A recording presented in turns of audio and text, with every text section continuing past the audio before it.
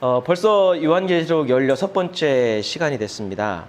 오늘 제목은 이제 기도는 연기와 같습니다. 라는 제목을 잡아봤는데요. 여러분, 우리가 환한 곳에, 밝은 곳에 있다가 어두운 실내에 갑자기 딱 들어가면 어떤 현상이 발생하죠? 갑자기 눈이 보이지가 않습니다. 그러다가 한 30초, 1분 이렇게 어둠을 응시하고 있으면 서서히 물체나 사물이 이렇게 보이는 경험들을 다들 하셨을 겁니다. 이거를 보통 암순응이라고 합니다. 그러니까 눈에는 그 색의 어떤 색깔을 구별하는 원추세포라는 것이 있고요. 그 다음에 명암을 이렇게 구별하는 간상세포 또는 막대세포라는 두 가지가 있습니다. 근데 암순응은 뭐냐면 이게 빛이 많은 곳에서 갑자기 빛이 적은 어두운 곳으로 들어가면 이게 그 명암을 구별하는 이 간상세포가 이게 적어진 빛에 적응하는 시간이 필요하다라는 거예요. 그 잠깐의 시간이 필요한 겁니다. 그래서 이걸 암순응이라고 하고, 반대로 어두운 곳에 있다가 갑자기 환한 곳으로 가면 그때도 눈이 부셔서 잠깐 동안 안 보이는 경우들이 있죠. 이거를 뭐 명순응이라고도 하는데, 한마디로 뭐냐면 갑자기 어두운 곳에 들어가든 갑자기 밝은 곳으로 나오든 눈이 적응하는 시간이 좀 필요하다라는 거죠. 그러면 여러분 한번 생각해 보겠습니다. 내가 환한 곳에 있다가 갑자기 집 안에 들어가서 찾아야 될 물건이 있어서 어두운 실내에 갑자기 들어갔습니다. 근데 순간 눈이 갑자기 보이지 않는 거예요. 그러면 제일 먼저 해야 되는 일이 뭘까요? 어두움에도 불구하고 막 그냥 찾으러 돌아다녀야 될까요? 그것보다는 뭘까요? 발걸음을 멈추고 가만히 서서 눈이 그 어두움에 적응할 수 있는 잠깐의 시간이 우리에게는 필요합니다. 아무리 급해도 잠시 발걸음을 멈추고 기다려야 다치지 않고 사고가 나지 않을 거예요. 내가 급한 마음에 어두운데도 불구하고 그냥 섣불리 움직이면 어떻게 될까요? 오히려 더 큰 사고가 나고 그리고 다칠 위험성이 더 커집니다. 운 좋게 물건을 찾을 수도 있겠지만 오히려 위험성은 더 커지는 것을 우리가 알 수 있습니다. 문득 그런 생각이 드는 거예요. 우리가 무난하고 때로는 행복하고 기쁜 삶을 살아가다가 고난이나 어려움이 우리 삶에 불쑥 찾아오는 게, 우리는 보통 그런 시기를 삶의 어두움이라고 이야기를 합니다. 우리 삶에 불쑥 찾아오는 고난과 어려움은 순간 우리 눈을 캄캄하게 하죠. 미래가 좀 막막해 보이기도 하고 불투명해 보이기도 하고 앞이 보이지 않는 그런 어떤 느낌들. 그럴 때 문득 이렇게 그 해부학 공부를 하다가 들었던 생각이, 우리 인생에도 순간순간 암순응의 시간이 좀 필요하겠다라는 생각이 드는 거예요. 앞이 보이지 않는데 너무 당황한 나머지 섣부른 결정을 내리거나 섣부르게 발걸음을 내디뎌서 더 깊은 수렁과 더 깊은 위험에 빠질 수도 있기 때문이에요. 물론 우리 삶에서는 즉각 해결해야 될 문제들도 분명히 있긴 있습니다. 하지만 돌아보면요, 대부분의 경우에서는 잠시 멈추어 서서 생각하고 판단하고 분별해야 그 고난과 어려움을 잘 헤쳐나갈 수 있는 경우들이 참 많아요. 어려움이 왔는데 당황해서 우리가 섣부른 결정 때문에, 섣부른 발걸음 때문에 오히려 일이 더 꼬이고 더 큰 어려움을 경험을 했던 경험들이 한 번쯤은 다 있었을 거라고 생각을 합니다. 나에게 왜 이런 고난이 왔을까? 이게 나에게 닥쳐진 어려움과 고난이 정말로 정당한 고난과 어려움일까? 그리고 이것을 어떻게 헤쳐나가는 것이 지혜로운 것일까? 잠시 멈추어 서서 그 고난의 어려움에 적응하는 시간이 우리에게 필요하다는 생각이 듭니다. 성도들에게는 그 적응의 시간이 바로 기도의 시간이 될 겁니다. 우리가 매주 말씀 듣기 전에 찬양하는 게 있죠. 주님보다 앞서지 않고 겸손하게 주님의 말씀을 기다린다. 사실 제가 예배 전에 찬양을 고른 이유가 저는 이 구절이 너무 마음에 들어서, 우리는 섣부르게 내가 결정 내리고 내가 앞서서 할 때가 참 많은데, 우리의 인생, 우리의 삶의 주인이 하나님이시고 가장 지혜로움이 하나님께 있다고 한다면 우리가 겸손하게 주님 앞에 멈추어 서서 주님의 말씀을 듣는 지혜가 우리에게 필요하다는 생각이 드는 거예요. 근데 그것의 가장 대표적인 게 뭘까요? 기도의 시간이라고 하는 거죠. 여러분, 돌아보면요, 기도는 그 고난의 실체를 깨닫게 해줘요. 하나님께서는 기도하는 그 사람에게 내가 왜 이런 어려움과 고난을 당했는지를 기도하면 고난이 왜 왔는지를 알게 해주시고 고난에 어떻게 대처해야 되는지를 알려주시는 거지. 만약 기도했는데 하나님이 그런 깨달음을 주시는 거예요. 다양한 깨달음이 있겠죠. 만약에 내가 의로움과 신실함을 지키기 위해서 당한 고난이라고 한다면 그건 여러분 우리가 감당하고 인내해야 되는 부분이죠. 그거는 하나님의 법과 세상의 법이 다르기 때문에 그건 내가 견뎌내야 되는 거예요. 때로는 나의 실수와 잘못 때문에 생긴 어려움이 있습니다. 순간적으로는 내가 왜? 라고 하는 부분이 있는데, 기도하다 보면 내가 이때 이런 잘못을 냈고 나의 이런 연약함과 허물이 있어서 그런 거야 라는 깨달음이 오면 어떻게 돼요? 배움의 시간으로 삼아야 되는 거죠. 그래야 다음에 똑같은 실수와 어리석음을 반복하지 않기 때문이에요. 때로는 그 고난이요, 공공의 이익을 해치고 그리고 다른 사람을 희생시키고 억울하게 하는 일이라고 한다면 때로는 우리는 거기에 순응하는 게 아니라 맞서기도 하고 저항하기도 해야 되는 거예요. 근데 기도를 하면 하나님께서 이럴 때 어떻게 해야 되는지를 우리에게 알려주시는 거죠. 어둠 속에서 서 있다 보면 사물이 서서히 눈에 들어오듯이 기도하는 동안에 고난을 바로 대처하는, 고난의 실체를 바로 파악하는 그런 지혜를 하나님께서 우리에게 주신다는 거죠. 그래서 때로는 지혜를 주시기도 하고 때로는 인내심을 주시기도 하고 때로는 의지를 주시기도 하는 거죠. 우리가 계시록에 대해서 우리가 계속 이야기를 하지만 계시록은 어떤 내용입니까? 로마 제국 아래에서 부당하게 억압을 당하고 황제 숭배와 우상 숭배 앞에서 신실한 믿음과 의로움을 힘겹게 지키고 나아가고 있었던 그 교회와 성도들에게 고난의 실체가 뭔지, 어려움의 정체가 무엇인지, 그리고 그것을 어떻게 대처해야 되는지를 가르쳐 주시는 편지죠. 그러니까 우리가 계속 보지만 계시록의 저자인 요한은 기도 중에 하늘나라의 환상을 봤어요. 요한의 환상은 뭐예요? 고단한 현실 속에서도 인내하며 신실한 믿음을 지키는 성도들에게는 어떤 메시지예요? 위로와 희망의 메시지예요. 보이는 게 다가 아니다. 너희를 괴롭히는 그들이 세상을 주관하는 게 아니다. 하나님의 때가 있다. 위로하시고 희망을 주는 메시지예요. 동시에 풍요와 성공에 집착해서 다른 사람들을 해하고 다른 사람의 생명을 가볍게 여기고 그리고 때로는 신실한 믿음을 포기하고 욕망을 따라간 사람들에게는 어떤 메시지입니까? 경고의 메시지예요. 하나님의 때가 있다. 하나님의 심판의 때가 있다. 너희들이 행한 대로 하나님이 너희를 징벌하실 때가 있다. 그러니 어떻게 하라고요? 돌아와라. 회개해라. 바꾸어야 된다. 경고하는 메시지인 거예요. 우리가 지난 시간까지 봤던 요한이 환상 가운데 봤던 7개 봉인된 그 두루마리 중에서 6개의 봉인에서 그것을 구체적으로 이야기를 했습니다. 어린 양이신 예수께서 두루마리의 봉인을 떼실 때마다 뭐가 폭로됐어요? 하나님의 계획이. 인간의 눈으로는, 인간의 지혜로는 파악할 수 없었던 그 내용이 예수 그리스도의 그 십자가와 예수 그리스도의 그 사역으로 말미암아 정체가 드러나게 된 거죠. 보이지 않는 하나님의 역사는 실제하는 역사다.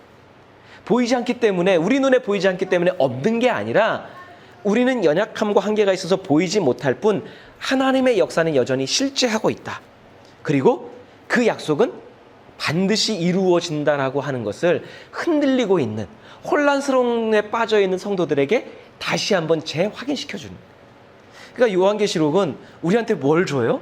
지금 이 시대를 살 때 믿음을 지키는 게 얼마나 어렵습니까? 혼란스러워요.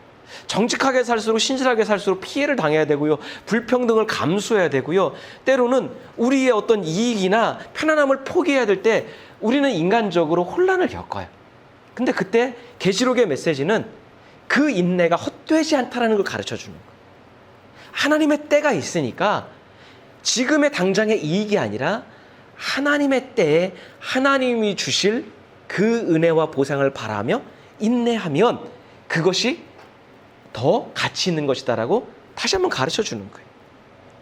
자, 그런 후에 이제 계시록 8장부터 이제 7번째 봉인이 떼어지고 11장까지 그 봉인에 대한 구체적인 내용들이 이제 드러났는데요. 우리 8장 1, 2절 같이 한번 읽겠습니다. 그 어린 양이 7째 봉인을 뗄 때에 하늘은 약 반 시간 동안 고요하였습니다. 그리고 나는 하나님 앞에 서 있는 7 천사를 보았습니다. 그들은 나팔을 하나씩 받아 가지고 있었습니다. 첫 번째부터 6째 봉인까지는 이게 빨리빨리 지나갔어요. 근데 7째 봉인에서는 뭔가 더 구체적인 것들을 이야기하고 앞으로 벌어질 일들에 대해서도 이야기하기 때문에 좀 내용이 구체적으로 진행이 됩니다. 자, 어린 양이 신 예수께서 7번째 봉인을 떼자 잠시 동안에 고요한 정적이 흐릅니다. 굳이 표현하자면 폭풍전야와 같을까요? 뭔가가 일이 팍 진행되다가 숨고르기를 하는 것 같아요. 그리고 뭔가 엄청난 어떤 커다란 사건이 벌어지는 그런 암시를 줍니다. 자, 그 고요한 시간이 흐른 후에 하나의 장면이 나오는데 어떤 장면이요? 7명의 천사가 하나님 보좌 앞에 서 있는데 그들의 손에 각자 뭐가 있어요? 나팔 하나씩을 들고 있는. 그러니까 이게 어떤 메시지를 지금 주고 있는 거죠. 자, 그런데 여러분 구약 성경에 보면요, 나팔을 불 때가 있어요. 나팔은 주로 제사장들이 불었는데요, 나팔을 불 때는 어떤 신호를, 그러니까 우리가 요즘에는 마이크를 대고 이렇게 스피커를 통해서 크게 얘기할 수 있지만 그 당시에는 정해놓은 약속들이 있잖아요. 나팔 한 번 불면, 2번 불면, 3번 불면, 뭐 길게 불면, 끊어서 불면 그거에 따른 메시지들을 다 알고 있잖아요. 그것처럼 구약 성경에서는 나팔을 불 때의 메시지가 있습니다. 뭐냐면 하나님의 임재를 선언할 때 나팔이 울렸고요, 전쟁을 할 때 나팔이 불렸고요, 그리고 회개를 촉구할 때도 나팔을 불었습니다. 그런데 이 뒤에 있는 장면들을 볼 때 이 천사들이 나팔을 불 장면을 준비를 하는 이 장면은 뭐냐면 하나님의 임재예요. 하나님께서 침묵을 깨시고 이 역사의 한가운데에 개입하신다라고 하는 상징적인 의미예요. 지금까지는 성도들이 보이지 않는, 인간의 눈으로 볼 수 없는 가운데 하나님의 역사가 진행되었는데 이 나팔이 불리기 시작하면서 하나님의 개입이 느껴지기 시작하고 보이기 시작하고 경험되기 시작하는 거예요. 자, 애굽에 억압과 폭력이 있을 때 그 신음하던 이스라엘을 구원하기 위해서 하나님이 개입하셨습니다. 그런데 그 출애굽이 이제는 로마의 한복판에서 다시 이루어지는 거예요. 거다란 애굽의 제국 가운데서 가난한 연약한 이스라엘은 고난을 당했습니다. 어려움을 당했어요. 그 이스라엘을 하나님이 구원하셨어요. 근데 로마 아래에서 억압당하고 있는 성도들과 의로운 사람들을 구원하시기 위해서 하나님이 개입하시는 것, 그게 바로 나팔을 부는 장면이에요. 불의와 불법이 판치고 욕망과 탐욕 때문에 타인의 삶을 짓밟는 게 우스워지는 그 로마 제국의 한복판에서 하나님의 나팔이 울려 퍼지고 있다.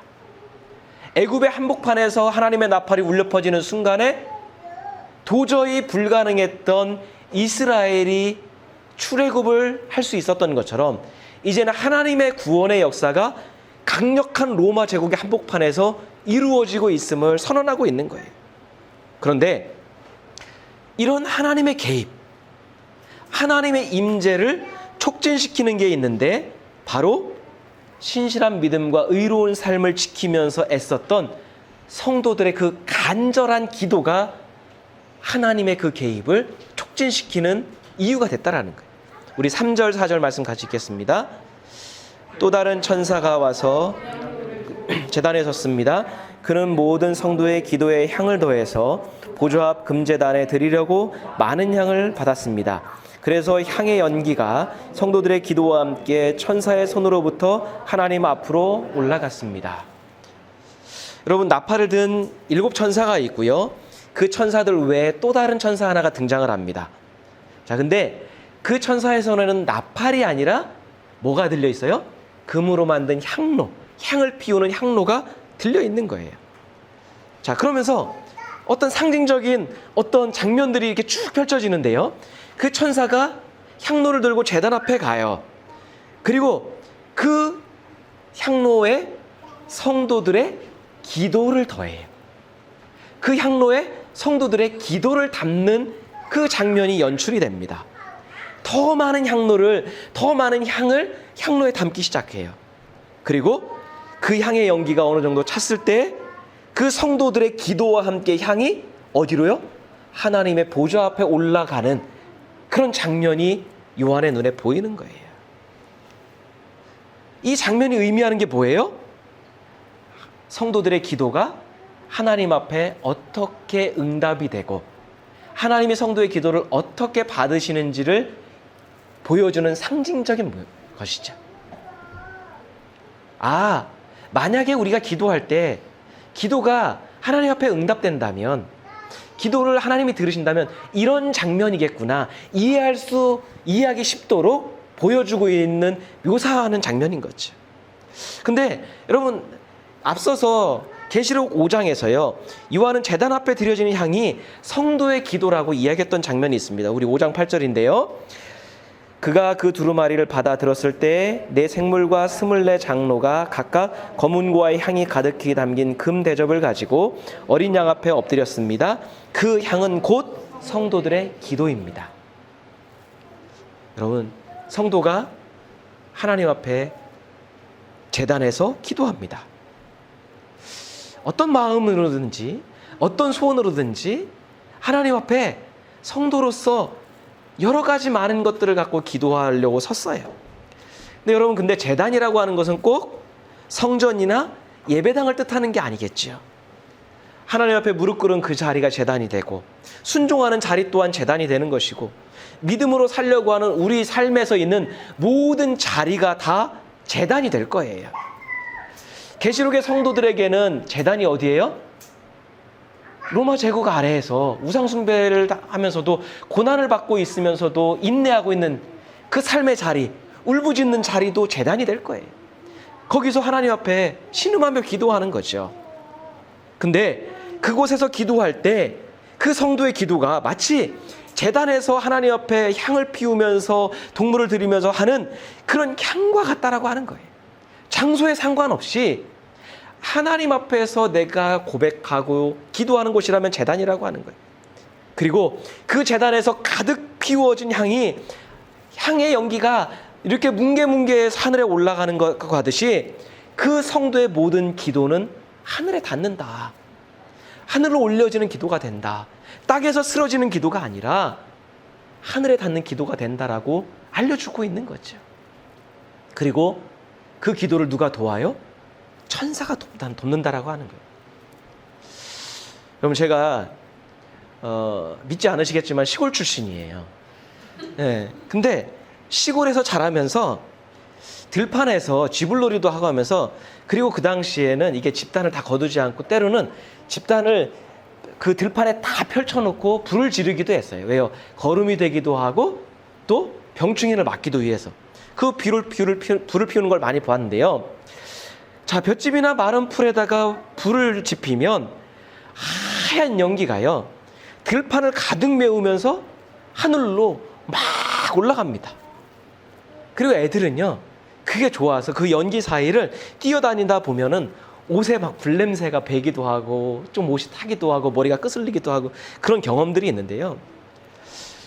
그러니까 저는 이 장면을 보면서 그 장면이 문득 떠오르는 거예요. 그 많은 연기가 하늘로 막 치솟고 올라가는 그리고 올라가면서 서서히 그 퍼지는 그 장면이 연출이 되는 거예요. 그러면서 점점 올라갈수록 그게 흐려지면서 사라지는 그 장면이 연출이 됩니다. 그러면서 어느 순간에 되면, 어느 높이 되면 연기가 어디로 갔는지 사라지는 거예요. 문득 왜 기도를 그런 연기와 같다라고 했을까? 눈에 보이다가 어느 정도 높이에서 사라지는 게 연기인데, 그러면서 왜 하나님이 기도에 응답하시고 기도를 통해 하나님이 일하신다는 걸 믿으면서도 성도들이, 우리들이 왜 기도하지 않을까? 왜 기도하면서도 우리가 의심하고 때로는 믿지 않을까 생각을 해보면, 연기가 눈앞에서 점점 사라지듯이 기도가 그와 같은 성질이 있다라는 거예요.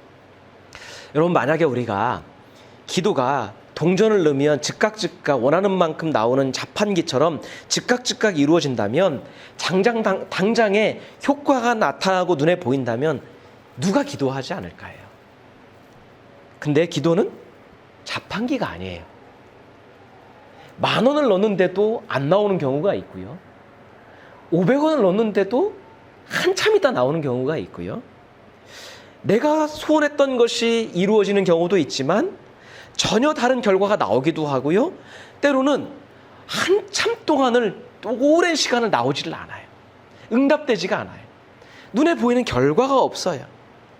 그래서 기도가 연기처럼 느껴지는 게 아닐까. 눈앞에 있었는데 어느 순간 사라져버려요. 결과가 눈에 보이지 않아요. 소망을 품고 기도했는데 점점 연기처럼 내 안에서 소망이 점점 사그러드는 거예요. 때로는 응답이 너무 더디고, 그리고 내가 원하는 결과가 나오지 않으니까 부질없는 것처럼 느껴지기도 해요. 기도해도 어차피 사라져서 아무 소용이 없는 것처럼 그게 반복되는 학습이 돼버리면 기도해도 별 소용이 없구나, 그렇게 느껴지는 것 같아요. 그러면서 기다려도 기도의 응답이 없으면 기도에 대한 회의 자체가 생기고 기도에서 멀어지기도 하는 거죠. 근데 기도는 향의 연기와 같다는 표현이 동시에 참 적절하다는 표현이 들어요. 여러분, 우리 눈에 보이지 않는다고, 우리의 시야에서 사라진다고 해서 정말 없어진 것일까요? 여러분, 우리의 눈에 보이지 않는, 우리 시력으로 볼 수 없는 것은 세상에 존재하지 않는 건가요? 연기가 사라지지만 그 연기의 모양은 사라졌다고 해도 그 연기가 가졌던 성분이 이 우주 안에서, 이 지구 안에서 아예 사라지는 건가요? 여전히 남아있음에도 불구하고 우리 시력이 그걸 못 보는 것 뿐이에요.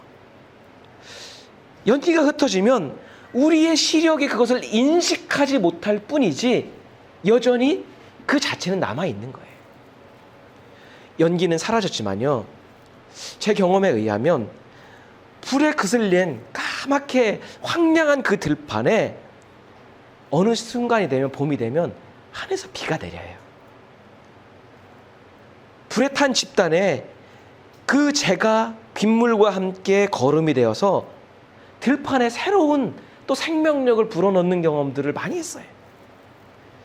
거기서 그 자리에서, 불탄 자리에서 벼와 곡식이 자라고 풀과 나무가 푸릇해지면서 그 안에서 또 온갖 생명들이 깃들어 살게 되는 그런 것이 매년 우리의 살고 있는 삶의 현장에서 반복되고 있는 게 우리의 자연입니다. 기도가 마치 이와 같다라고 이야기하는 것 같아요. 우리의 시야에서 사라졌는데 불에 그슬린 들판이 적막한 것처럼 기도가 부질없다라고 느껴졌는데, 그렇게 기다렸더니 내가 예상하고 내가 예측한 때는 아니지만 하나님의 때에 어느 순간 하나님이 은혜의 단비를 내려주시고, 그리고 기도했던 불타버린 우리의 삶의 자리에서 어느덧 생명이 움돋기 시작하고, 그리고 그 생명이 움돋은 우리의 삶 속에 다른 생명들이 깃들어 살 만한 풍요와 여유가 생긴다라고 우리에게 가르쳐 주시는 것 같아요. 여러분, 계시록 당시의 성도들은 정말로 수십 년 동안에 로마 제국 내에서 계속 핍박을 받았습니다. 욕망과 쾌락 때문에 당하는 고난도 아니에요. 하나님에 대한 신실한 믿음을 지킬수록 거룩하고 의로운 뜻을 가지며 살수록 더 삶은 곤고해지고 삶은 더 팍팍해지는 거예요. 재미가 없어요. 외부의 핍박은 더 강해지고요.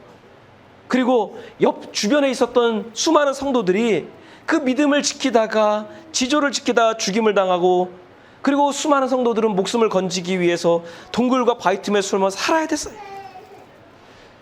여러분, 그 팍팍한 삶의 현장에서 그들의 기도가 얼마나 애절했을까요? 얼마나 간절했을까요? 수십 년 동안 얼마나 하나님 앞에 간절히 기도했을까요? 정말로 절박한 심정을 하나님 앞에 기도했을 겁니다. 하나님, 제발 이 상황 좀 바꿔주십시오. 하나님, 이걸 좀 개입해서 빨리 바꿔주십시오. 근데 현실이 변하지 않아요. 여전히 불의한 사람들은 더 승승장구하고 있고, 사회는 불법이 더 통하는 세상이 됩니다. 고난 속에서 순교당하고 있는 성도들을 보면서, 희생당하고 있는 의로운 사람들을 보면서 혼란스러워지는 거죠. 우리가 느끼듯이 고난의 삶의 현장에서는, 그 중심에서는 하나님이 느껴지지 않는 거예요. 그거를 수십 년 동안 계속 반복했다고 생각해 보십시오. 고난이 길어질수록 인내심이 한계에 다다르면서, 믿음으로 사는 게 과연 의미가 있을까? 부질없이 느껴지는 거죠. 혹시 하나님이 없는 건 아닐까? 그런 의심도 드는 거죠. 오랜 시간 그 기도했던 그 기도들이 처음에는 실체가 있어서 뭉게뭉게 올라가는 것처럼 보였는데 연기와 같이 눈에서 다 사라집니다. 보이지가 않아요. 그냥 하늘에 도달하는 게 아니라 허공속에 흩어져 버려서 허무한 시간은 아니었나 느껴질 거예요. 우리도 가끔 느끼는 거예요. 불의한 세상에 적당히 맞추면서 살아야 되었나? 현실에 타협하면서 적당히 내 안위를 챙겨야 됐나? 후회가 되기도 합니다. 이렇게 응답 없는 기도는 하나님의 부재로 느껴지고, 눈에 보이는 것에 맞추며 살아야 되는지 고민하게 되는 거지. 그게 우리들이 겪고 있는 실제의 고민이 아닙니까? 그런데 오늘 계시록의 말씀에서는 성도의 모든 기도가 하나님께서 들으시는 기도라고 이야기를 해주는 거예요. 아무리 미미한 기도라 하더라도 허무하게 사라지는 게 아니라고 하는 거예요. 눈에 보이지 않는다고 없는 게 아니라 여전히 존재하지만 우리의 연약함이, 때로는 고난 속에 있는 우리의 막막함이 그것을 가리고 있다라고 하는 거예요. 여러분, 천사가 제단에서 향의 연기를 모아서 하나님께 올려드린다고 하는 그 표현은 뭐예요? 연약해서 우리가 기도를 제대로 하지 못한다고 한다면 하나님의 천사가 그 기도를 하늘의 보좌까지 도달하도록 돕는다라고 말씀해 주시는 거예요. 계시록 8장은 기도가 응답되는 그 극적인 장면을 묘사하고 있는 거예요.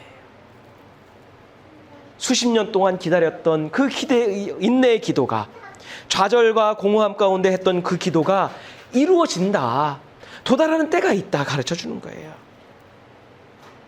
물론 어떤 성도들은 그 응답을 경험하지 못하고 먼저 순교하고 희생당하고 먼저 떠난 성도들이 있을 거예요. 그런데 하나님은 그 기도까지도 다 모아서 이 땅에 하나님의 생명이 부여되도록 기도에 응답하시는, 향로에 가득 담긴 향이 그 모든 기도를 담아서 하늘에 올려진다라고 말하고 있는 거예요. 그럼 출애굽기에도 이와 비슷한 구절이 나오는데요. 우리 출애굽기 2장 말씀입니다. 이스라엘 자손이 고된 일 때문에 탄식하며 부르짖으니 고된 일 때문에 부르짖는 소리가 하나님께 이르렀다.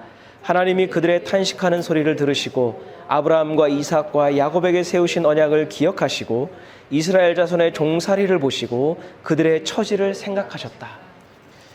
우리는 그 애굽에서 있었던 일과 그리고 출애굽의 그 모든 과정과 시간을 알고 있습니다. 하나님이 들으세요. 하나님의 백성의 연약한 자들의 탄식을 들으시고 하나님이 말씀하셨던 약속을 하나님이 기억하시고 그 고단한 삶을 보고 계시고 처지를 살피신다고 말씀하십니다. 그리고 하나님의 때에 하나님의 사람을 일으켜 세우셔서 그 출애굽을 일으키셨던 것을 우리는 출애굽을 통해서 알 수 있습니다. 400년을 기다렸어요. 근데 결국에는 하나님의 때에 그 응답이 이루어지는 것을 봅니다. 여러분, 이 뒤에 그 계시록 뒤에 있는 장면들을 보면 이제 7명의 천사 중에 4번째 나팔까지 불려요. 나팔을 차례대로 불 때마다 어떤 것이 전개되냐면 불의했던 그 막강했던 로마에 대한 심판, 하나님의 징계가 이루어져요. 이 세상에는 로마를 건들 수 있는 사람이 아무도 없었어요. 로마는 영원할 거라고 생각을 했습니다. 근데 하나님의 심판이 이루어져요. 우박과 불이 피에 섞여 땅에 떨어지자 땅과 나무의 3분의 1이 타고 풀까지도 다 턴다라고 이야기를 해요. 불이 바다에 떨어지니까 바다의 3분의 1이 피로 막 물들고, 그리고 바다에 사는 생명의 3분의 1이 죽고 배 3분의 1이 파괴가 됐다라고 이야기해요. 특별히 여기서 배를 언급한 건 뭐냐면 그 배는 로마가 그 배를 이용해서 식민지를 침략했고요. 식민지에서 물건들을 강탈해 오는데 쓰였던 거예요. 그리고 횃불 같은 큰 별 하나가 떨어져서 강의 3분의 1을 죽음의 물로 만들었다고 이야기해요. 해와 달과 별의 3분의 1이 타격을 받아서 빛을 잃었다라고 이야기합니다. 근데 왜 3분의 1일까요? 하나님의 경고인 거죠. 3분의 1이 심판을 받지만 3분의 2가 살아남았다는 건 하나님의 경고가, 하나님의 심판이 얼마나 매섭게 이루어지는 것을 보여주는 반면에 아직 하나님의 기회가 있다. 이 심판을 보고 이 징계를 보고 돌이킬 기회를 하나님이 주시는 거예요. 그런데 물이 피로 물들고 우박이 떨어지고 그리고 온 세상이 어둠에 잠기는, 그거는 뭐와 비슷해요? 출애굽 때 하나님이 하셨던 10가지 재앙 중에 몇 가지를 우리에게 보여주고 있는 거예요. 그 출애굽의 사건이 로마 제국 안에서 벌어질 것이고, 동일하게 이 시대를 살고 있는 우리의 삶이 마치 애굽 아래에 있었던 이스라엘, 그리고 로마 제국 안에 있던 신실하고 의로운 성도들의 삶처럼 살아가는 그 막막함이 우리에게 있다고 하면 하나님의 때에 우리 또한 그 출애굽을 하나님이 일으키신다라고 약속하시는 장면인 거죠. 근데 그렇다고 해서 지금까지 봤던 것처럼 이것을 문자 그대로 받아들여서 이거는 홍수다, 지진이다, 화산이다, 아니면은 어떤 별이 와서 충돌하는 거다, 이렇게 해석하면 곤란해요. 왜냐하면 상식적으로 생각해봐도 여러분, 지금도 우리가 많은 비에 이렇게 많은 사람이 피해를 당하지만 홍수가 나고 어떤 자연재해가 일어나면 제일 먼저 피해를 당하는 사람은 어떤 사람들이에요? 제일 먼저 위험에 노출되는 사람들 어떤 사람들입니까? 가난한 사람들이에요. 연약한 사람들이에요. 왜요? 그들은 안전한 지대에 살 만한 형편이 안 돼요. 근데 여러분, 이 자연재해를 만약에 일으키는데 일조하는 사람들이 있다면 누구예요? 잘 사는 사람들이에요. 그들이 썼던, 그들이 사용했던 그것들로 인해서 더 많은 것을 이렇게 자연재해를 일으켰는데, 그리고 그들은 어디에 살아요? 안전한 지대에 살아요. 힘있고 권력 있는 사람들은 안전한 곳에 삽니다. 근데 가난한 사람들은 밀리고 밀려서 홍수가 나면 제일 먼저 잠기는 곳, 재해가 일어나면 제일 먼저 파괴되는 곳에 살 수밖에 없어요. 그런데 현실 속에서도 고난받고 서름 속에 사는 이들을 하나님이 제일 먼저 심판하실까? 자연재해로 해석하면 그렇게 해석할 수밖에 없어요. 근데 보통들은 그렇게 하죠. 그렇게 해가지고 많은 사람들이 삶의 터전을 잃고 생명을 잃고, 그들의 대다수는 가난하고 연약한 사람들인데 많은 교회들이 그렇게 이야기를 해요. 하나님의 종말의 때다. 자연재해가 그런 것처럼.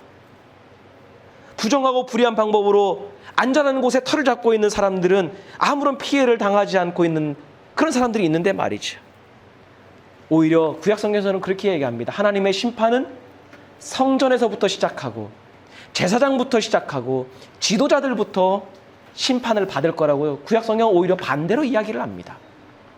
그러니까 이거는 천사가 나팔을 불 때마다 묘사되는 이 재앙은 자연재해를 이야기하는 게 아니라 하나님의 심판이 얼마나 무섭고 큰지를 묘사하고 있는 거죠. 하나님은 정의를 사랑하시는 분이에요. 하나님은 질서를 사랑하시는 분입니다. 하나님은 거룩함과 정직을 사랑하시는 분이에요. 하나님은 생명을 사랑하시고 영혼을 사랑하십니다.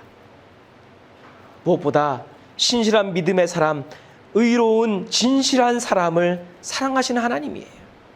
그리고 그들의 기도에 빠짐없이 귀를 기울이시고 그 기도를 존중하십니다. 로마의 압제를 받으면서 흔들리는 마음을 부여잡고 그들이 과연 어떤 기도를 했을까 한번 생각해 봅니다. 세상이 공의와 정직이 무너졌다고 해서 온 세상이 파멸되도록 기도했을까요?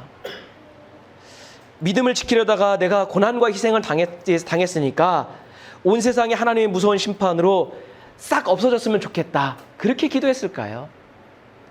저는 그렇게 생각하지 않아요. 짐작컨대 그들은 계시록 당시의 성도들은 예수님의 가르침을 기억하고 있지 않았을까요? 예수님의 기도를 기억하고 있지 않았을까요? 아버지의 뜻이 하늘에서 이룬 것처럼 내가 고난당하고 있는 이 팍팍한 삶의 현장에서도 아버지의 뜻이 이 땅에서도 이루어졌으면 좋겠습니다. 아버지의 나라가 하늘에만 있지 않고 이 땅에서도 이루어졌으면 좋겠습니다. 이 세상이 심판으로 수많은 생명들이 다 파멸로 죽기보다는 이 땅에 고통당하고 있는 신실한 성도들과 의로운 사람들을 보셔서 공의와 진리가 이 땅에서 회복됐으면 좋겠습니다. 그렇게 기도하지 않았을까요? 이 세상의 종말보다는 이 세상을 괴롭히는 악과 불의의 세력이 심판받도록 기도하지 않았을까요? 여러분, 그런 마음이 있으니까 인내하며 기도하는 거죠. 만약에 종말, 파멸, 그걸 위해서 기도하면요, 이 땅에서 인내할 이유가 없어요. 이 땅에서 그 삶에 충실할 이유가 없습니다. 종말만 바라고 세상이 파멸되기를 바라는 마음으로 이 땅이 아닌 내세의 천국만 바랬다면 이 땅에서 희생하며 인내할 이유가 없습니다. 그들은 예수님의 성육신, 예수님의 가르침, 예수님의 십자가를 통해 성도가 이 땅에서 어떻게 살아야 되고 감당해야 될 것이 무엇이고 무엇을 어떻게 기도해야 되는지 늘 묵상하고 배웠을 거라고 생각을 합니다. 7 나팔 중에 이 4번의 나팔은요, 성도의 기도를 들으시는 하나님께서 악을 심판하시는 그 모습을 보여줍니다. 이 땅에서 악이 몰아내고 하나님이 그 악을, 불의를, 불법을 직접 심판하시는 날이 분명히 있을 것이다 라고 말씀하는 거예요.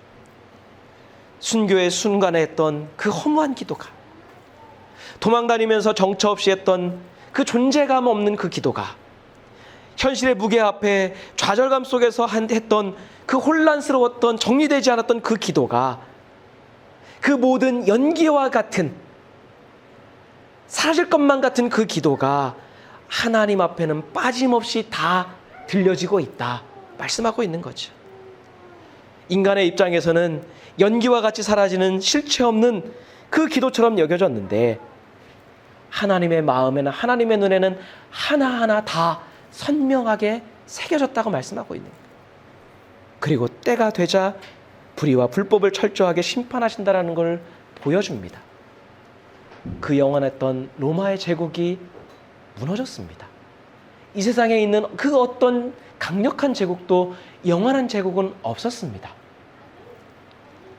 요한은 이 계시록을 통해서 고단한 현실을 살아가는 성도들에게 소망을 주는 거예요.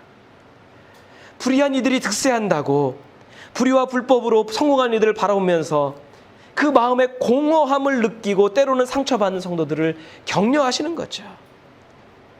하나님의 나라를 사랑하고 공의와 정직, 거룩과 순결을 지키는 성도의 삶이 공허한 게 아니다. 헛된 게 아니다. 이 땅에서 받을 수 없는 하나님의 은혜와 사랑과 보답이 있을 날이 있다 가르쳐 줍니다. 무엇보다 현실 속에서 연기처럼 사라져버리는 그 기도를 통해 하나님께서 이 땅에 공의와 질서를 회복시켜 주신다 가르쳐 주고 있습니다. 기도해도 응답이 없고 현실은 변하지 않는다고 혹여 공허한 마음이 있습니까? 기도해도 하나님이 들으시지 않는 것 같아서 어느덧 중단한 기도가 있을까요? 근데 기도는 연기와 같은 것 같아요. 우리의 기도가 하늘을 움직이고 그 연기가 온 하늘에 다 퍼지듯이 우리의 기도가 세상에 스며들고 세상에 생명력을 부여하는 걸음이 될 겁니다. 그 기도를 통해 하나님의 뜻이 이루어지고 그 기도가 이 땅을 지키고 이 땅을 변화시키는 걸음이 될 겁니다. 때가 되면 그슬린 그 들판에 생명을 움돋게 하는 비가 내리듯 하나님의 은혜의 단비가 우리 삶을 그리고 우리 삶의 현장을 적실 거라고 믿습니다. 오직 기도하는 사람만이 이 사실을 더 명확하게 알아갈 겁니다. 아, 기도는 연기처럼 그냥 사라지는 게 아니라 기도가 하나님의 보좌에 응답되어 하나님의 때를 촉진시키는구나. 우리 삶에 그런 경험들, 그런 고백들이 가득하기를 간절히 소원해 봅니다. 우리 함께 기도하겠습니다.